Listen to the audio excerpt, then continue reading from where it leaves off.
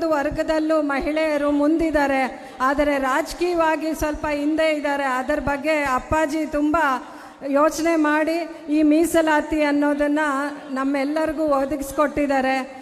ಅದನ್ನು ಸದುಪಯೋಗ ಪಡಿಸ್ಕೊಬೇಕು. ತಮ್ಮೆಲ್ಲರಿಗೂ ಗೊತ್ತಿದೆ, ಏನು ನಮ್ಮ ರೈತ ಪಕ್ಷ JDS ಪಕ್ಷ ರೈತರ ಪರವಾಗಿ ಯೋಚನೆ ಮಾಡೋವಂಥ ಪಕ್ಷ ಇದ್ದರೆ, ಮಹಿಳೆಯರ ಪರವಾಗಿ ಯೋಚನೆ ಮಾಡೋವಂಥ ಪಕ್ಷ ಇದ್ದರೆ ಅದು ಏಕೈಕ ಪಕ್ಷ ನಮ್ಮ JDS ಪಕ್ಷ.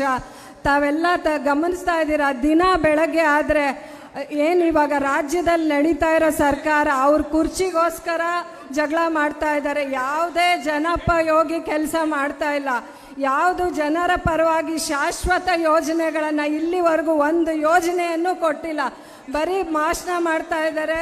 ಬಿಟ್ಟಿ ಭಾಗ್ಯಗಳನ್ನೇ ತಮ್ಮ ಸಾಧನೆ ಅಂತ ನೆನೆಸ್ತಾ ಇದ್ದಾರೆ. ಹೋದ ವಾರದಲ್ಲಿ ನಾವು ಉತ್ತರ ಕನ್ನಡ ಜಿಲ್ಲೆಗೆ ಇದೇ ಜನರೊಂದಿಗೆ ಜನತಾದಳ ಕಾರ್ಯಕ್ರಮಕ್ಕೆ ಅಂಗವಾಗಿ ಹೋಗಿದ್ದಾಗ ಈ ವೇದಿಕೆಯಲ್ಲಿ ನನಗೆ ಮಾತಾಡೋಕ್ಕೂ ಬೇಜಾರಾಗುತ್ತೆ. ಆ ಉತ್ತರ ಕನ್ನಡ ಭಾಗದಲ್ಲಿ ಹೇಗಿದೆ ಅಂದರೆ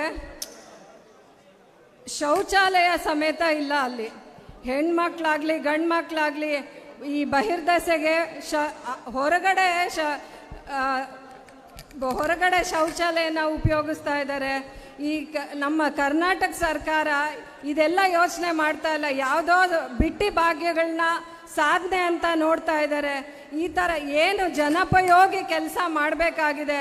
ಹೆಣ್ಮಕ್ಳಿಗೆ ಏನು ಭಾಗ್ಯ ಕೊಟ್ಟಿದ್ದೀನಿ ಅಂತ ಹೇಳ್ತಿದ್ದಾರೆ. ಏನು ಆಚೆಗಡೆ ಶೌಚಾಲಯಕ್ಕೆ ಹೋಗೋದೇ ಇವ್ರು ಭಾಗ್ಯ ಕೊಟ್ಟಿರೋದಾ? ಯೋಚನೆ ಮಾಡಿ. ಇಂಥ ಸರ್ಕಾರಕ್ಕೆ ನಾವು ಮುಂದಿನ ದಿನಗಳಲ್ಲಿ ಬುದ್ಧಿ ಕಲಿಸ್ಬೇಕಾಗಿದೆ.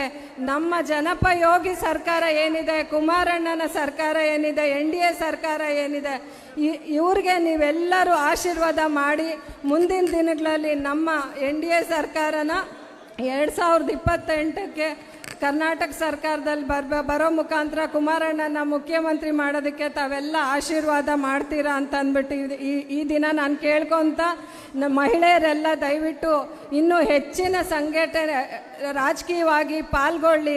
ಮುಂದಿನ ಏನು ಗ್ರಾಮ ಪಂಚಾಯತಿ ಆಗ್ಬೋದು, ಜಿಲ್ಲಾ ಪಂಚಾಯತಿ ಆಗ್ಬೋದು, ಪ್ರತಿ ಎಲ್ಲ ಚುನಾವಣೆಗಳಲ್ಲಿ ತಾವು ಭಾಗವಹಿಸಬೇಕು. ಯಾಕಂದರೆ ತಮಗೆ ಏನೇ ಕೆಲಸ ಕೊಟ್ಟರು ತಾವು ಶ್ರದ್ಧೆಯಿಂದ ಮಾಡ್ತೀರಾ.